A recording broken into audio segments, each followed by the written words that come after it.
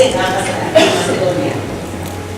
And since then, I enjoyed every moment meeting with friendly people and visiting every corner of Macedonia to promote our bilateral relations.